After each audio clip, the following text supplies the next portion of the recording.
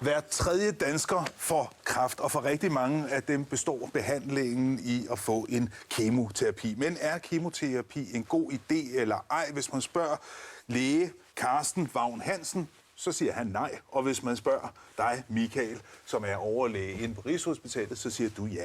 Carsten, hvorfor siger du nej til kemo? Altså, nu er jeg jo blevet så gammel, at jeg ikke får børneleukemi og testikelkræft, for der ved man jo, at det virker. Men jeg får en masse breve fra folk, der er i klemme i systemet og har fået cancer, og mange af dem, de har fået forfærdelige følger af kemoterapi. Og jeg vil nødigt at forlade den verden med opkastning og forgiftet ud over alle grænser. Og jeg synes altså også, det er forkert at svække kroppens selvhelbredende kræfter. Vores immunsystem, som jo hjælper os i kampen mod kræft, og det slår vi jo fuldstændig ud, hvis vi giver kemoterapi. Det er imod min opfattelse af tingene. Jeg vil helst gå de naturlige veje, hvor man så styrker kroppen. Du vil gerne gå de naturlige veje. Som overlæge på onkologisk afdeling på Rigshospitalet, altså overlæge med speciale i kræft. Hvad siger du så til den melding fra Carsten? Jeg siger, at hvis man skal af med kræft, så skal man bruge alle de midler, som kan hjælpe mod det. Og det er noget med at fjerne kirurgisk, det er noget med at stråle, det er den måde med at bruge medicin. Og den måde, vi må finde ud af, om det virker på, det er ved at gå ud og undersøge, om det virker. Og der har det nu vist sig gennem de sidste 30 år, at anvendelse af medicinsk kræftbehandling, som har bivirkninger, gavner rigtig, rigtig mange mennesker. Det giver flere, der overlever.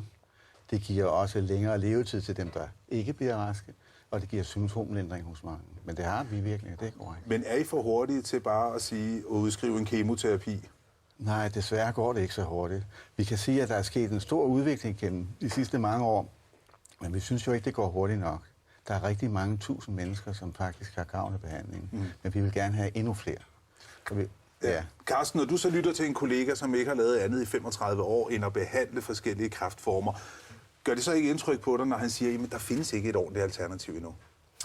Jo, det gør det, men jeg synes, vi skal gøre noget for at udvikle de alternativer. For det første skal vi forstå, hvad grundlaget er for folk for kræft. For hvis du går tilbage før 1. verdenskrig, hvor man opfandt cigaretterne, margarinen og det hvide sukker, der var der næsten ingen, der fik kræft. Det var sjældne sygdomme, man sammenkaldte lægerne for at se de enkelte tilfælde, der var. I dag er det noget med en tredjedel af befolkningen, der dør af det, ikke? Og selvfølgelig også hjerte-karsygdomme. Så jeg synes, man skal finde ud af, hvad folk får kræft af, og så gå efter årsagen, og så ned i det molekylære plan. Giv folk alt det rigtigt gennem deres kost og kosttilskud, som gør dem så stærke, at de slår de kræftceller ihjel, som hele tiden opstår inde i os. Men er I ikke gode nok til det, Michael, at prøve at finde ud af, hvad grunden er, og så få det stoppet, inden det udvikler sig til en dødelig kræftsygdom? Det er rigtigt nok, vi er gode nok. Vi vil i hvert fald gerne være bedre.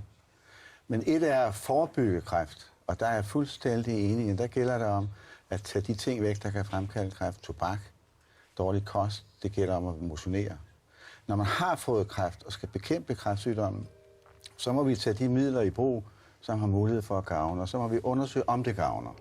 Og der skal man altså både bruge medicin, stråler og kirurgi, og med det kan man altså faktisk gøre 15-16.000 mennesker om året sygdomsfri og hjælpe mange tusind af de andre også. Er I gode nok til at åbne øjnene op over for alternative metoder ud over kemoterapien? Du kan tro, der bliver kigget efter, og der bliver forsket. Der er nok ikke så mange medicinske områder, der bliver forsket så meget i. Da Carsten og jeg gik i skole, der er det rigtigt nok, der var der ret få sygdomme, man kunne behandle med medicin.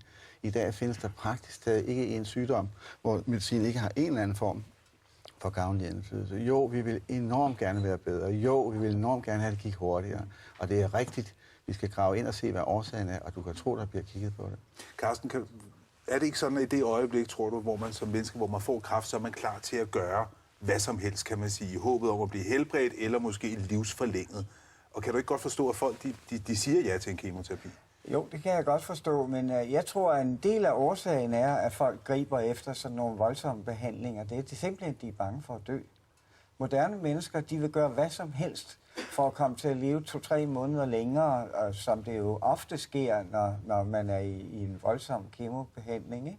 Men det er da rigtigt, at der er en hel del, der får forlænget deres liv. Men hvor meget? Vi ved for eksempel, at det kun er godt 2%, der lever 5 år længere, hvis de får kemoterapi. Er det et tal, du kan kende 5 års overlevelse? Nej, jeg må sige, altså, at der er dels mange endda, som kommer til at blive sygdomsfri og leve langt tid ved at kombinere behandlinger og ved at anvende kemoterapi. Og der er mange, der lever med kræft, som lever længere og får det bedre. Og det er rigtigt, vi ville frygtelig gerne kunne gøre det bedre, og vi ville også meget gerne bruge noget, der var lidt mildere. Men sådan er kræftsygdom desværre ikke indrettet. Nej. Carsten, du siger nej til kemoterapi, hvis det skulle gå i værste fald sådan, at du en dag selv fik kræft. Du siger, det er den bedste alternativ, eller den bedste behandling, der er i øjeblikket. Sammen med kirurgi og strålebehandling. Jeg håber, delen ikke, at Carsten siger nej til sine pårørende, hvis de skal have gavn af behandling. Nej. Jeg kan kun tale for mig selv i den der situation, ja, vi her. Ja. Og det er det, du har gjort her som morgentale for dig selv, og sagt, hvad du gerne vil, og du har fortalt lidt fra lægevidenskabens verden, hvor I behandler kræftsygdom. Tusind tak for besøget begge to. Og så skal vi op til Andersens tur.